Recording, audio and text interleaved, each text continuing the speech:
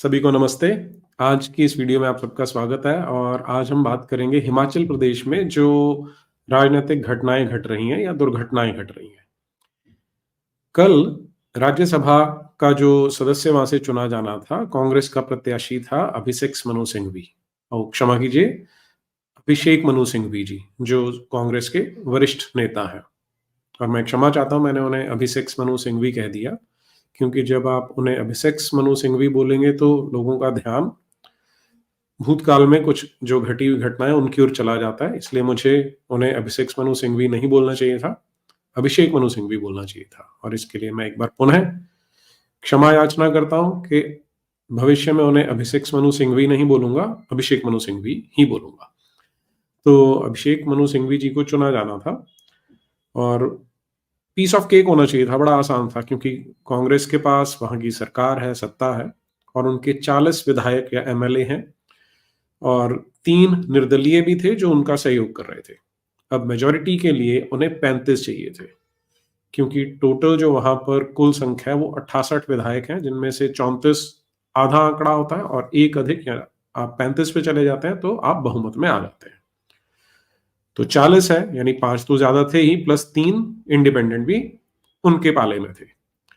लेकिन जिस समय वोटिंग होनी थी उस समय 6 कांग्रेस के विधायकों ने बीजेपी का समर्थन कर दिया और परिणाम ये हुआ, और जो 3 इंडिपेंडेंट थे उन्होंने भी बीजेपी प्रत्याशी का समर्थन कर दिया। रिजल्ट ये हुआ कि टाई हो गया, दोनों को 34-34 वोट मिले और फिर लॉटरी सिस्टम से जो बीजेपी का प्रत्याशी था वो विजयी घोषित होकर अब राज्यसभा का सदस्य बनेगा।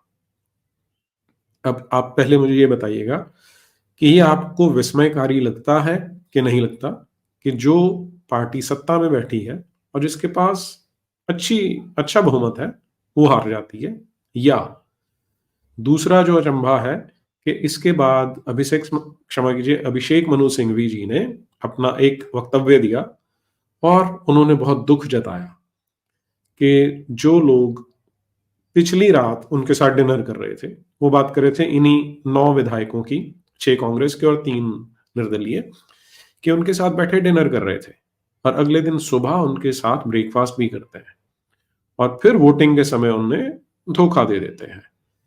तो अभिषेक मनु सिंघवी जी ने कहा कि इससे मुझे बड़ा धक्का लगा और मुझे एक नया सबक सीखने को मिला, साइकोलॉजी का एक नया लेसन उन्हें सीखने को मिला।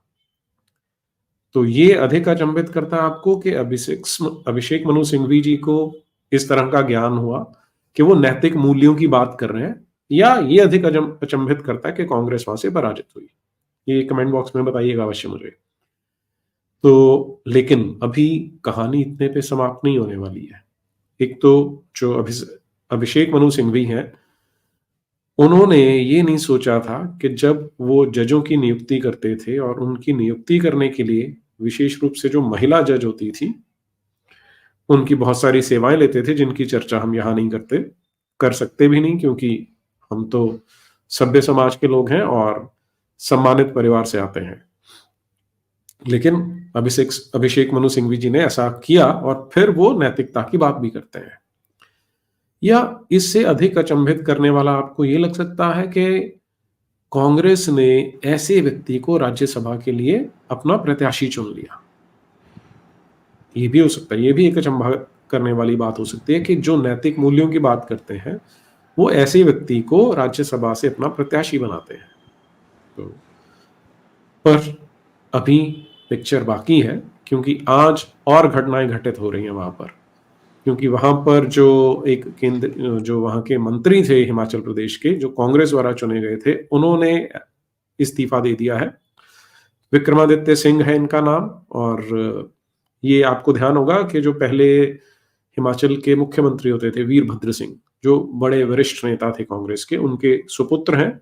और इनका कहना है कि जो अभी वर्तमान मुख्यमंत्री हैं सुखदेव सिंह सुक्खू जी, उन्होंने जो विधायक हैं उनकी भावनाओं पर ध्यान नहीं दिया, इसके परिणाम स्वरूप वो आहत हो गए हैं और उन्होंने अब अपना त्यागपत्र दे दिया है। अब संभावना क्या है कि क्या सरकार गिरेगी? तो सरकार गिरने की संभावना बहुत प्रबल हो गई है, क्योंकि कल भी एक कट मोशन आया था, जिसे कटौती प्रस्ताव कहा जाता है, लेकिन वो स्वीकार नहीं किया गया था। लेकिन संभावना यह है कि आज पुनः या आज कल में कटौती प्रस्ताव फिर से आएगा। अब कटौती प्रस्ताव क्या होता है? ये हमारे विधायकों और सांसदों को मिली हुई एक शक्ति है, या आप ये कह सकते हैं कि उन्हें मिला हुआ एक अधिकार है, जिसका उपयोग करके वो सरकार द्वारा जो प्रस्तावित बजट होता है या कोई फाइनेंस बिल होता है, उसका विरोध कर सकते हैं। और इसका परिणाम ये होता है कि यदि कटौती प्रस्ताव पारित हो जाता है, तो वो लगभग अविश्वास प्रस्ताव के समान ही होता है। लगभग क्यों? वो अविश्वास प्रस्ताव के समान ही होता है, क्योंकि कटौती प्रस्ताव पारित होने का अर्थ ये होता है कि सरकार के पास अब अपना बजट पास करवाने का विश्वास भी सदन में नहीं है। और एक बार सरकार ने विश्वास खो दिया, तो इसका अर्थ ये हुआ कि अब वो अल्पसंख्यक हो गई है, उसके पास संख्या बल नहीं है, और अब उसे सत्ता में रहने का अधिकार नहीं बचा है। यदि सदन के सदस्यों को सरकार का कोई भी प्रपोजल, कोई पॉलिसी, कोई ग्रांट है बजट में, वो पसंद नहीं आती, उस पर उन्हें आपत्ति होती है, तो वो ऐसा कट मोशन या प्रस्ताव, कटौती प्रस्ताव सदन में ला सकते हैं। अब यदि आपको पता नहीं है तो मैं शेयर कर लेता हूं। कटौती प्रस्ताव 3 प्रकार के होते हैं। एक जिसे कहते हैं डिसअप्रूवल ऑफ पॉलिसी कट, दूसरा होता है इकोनॉमिक कट, और तीसरा होता है टोकन कट। तो जो पहला है डिसअप्रूवल ऑफ पॉलिसी कट, उसमें जब कोई असहमति जताता है अपनी और वो प्रस्ताव लेके आता है, तो वो प्रस्ताव करता है कि इस बजट में से 1 रुपया कम कर दिया जाए। इसे बोला जाता है डिसअप्रूवल ऑफ पॉलिसी कट, कि मैं इस पॉलिसी से ही सहमत नहीं हूं, और सिंबॉलिक ढंग से उसमें केवल 1 रुपया कम करवाने के लिए प्रस्ताव रख रहा हूं।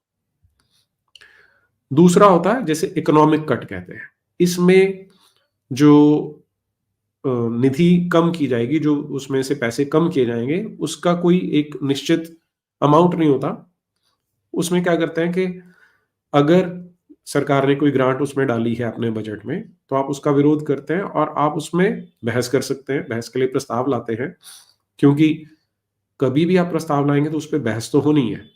तो आप बोलते हैं कि इस ग्रांट में मुझे लगता है, जो संसद में लेके आएगा जो सदस्य, वो बोल सकता है कि मुझे इसमें ऐसा लगता है कि 10,000 रुपए की या 1,000 करोड़ की कटौती होनी चाहिए। तो इसमें अमाउंट फिक्स नहीं होता। ऐसे कट को बोलते हैं, ऐसे कट मोशन को बोलते हैं इकोनॉमिक कट मोशन। तीसरा होता है टोकन कट। अब टोकन कट में क्या होता है? सारी कहानी तो वही की वही है कि आपको पॉलिसी या ग्रांट पसंद नहीं आ रही, तो आप एक कट मोशन लेके आए हैं। अब आप उसमें 100 रुपए की कटौती का प्रस्ताव लेके आ रहे हैं। तो आप एक तरह से, एक प्रतीकात्मक है, नाम से ही पता लग जाता है, टोकन कट के प्रतीकात्मक है। हम इस बजट में से, इस प्रोविजन में से 100 रुपए कम करवाना चाहते हैं, तो ये होता है टोकन कट। अब इसकी प्रक्रिया क्या होती है कि जिस दिन उस मुद्दे पर चर्चा होने वाली है, उससे 1 दिन पहले आपको सदन में ये नोटिस देना होता है, और फिर स्पीकर ये डिसाइड करता है कि इस प्रस्ताव को वो अनुमति देगा इस पे चर्चा करने के लिए, बहस करने के लिए, या नहीं देगा। तो यदि ये आज अब आता है, तो क्योंकि सामने दिखाई दे रहा है कि जो आंकड़े हैं वो अब बहुमत वाली स्थिति में कांग्रेस के पास नहीं प्रतीत हो रहे, और आज जो विक्रमादित्य सिंह ने इस्तीफा दिया है, उसके बाद और भी ज्यादा इसमें लोगों की रुचि जग रही है, और हो सकता है कि हिमाचल की सरकार आपको गिरती हुई दिखाई दे।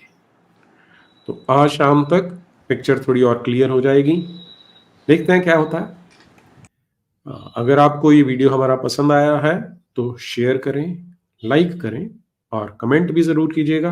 और अगर आपने चैनल सब्सक्राइब नहीं किया है तो सब्सक्राइब करें, और यदि संभव हो तो सामने QR कोड है, उसे स्कैन करके आप हमें सहयोग कर सकते हैं। नमस्ते।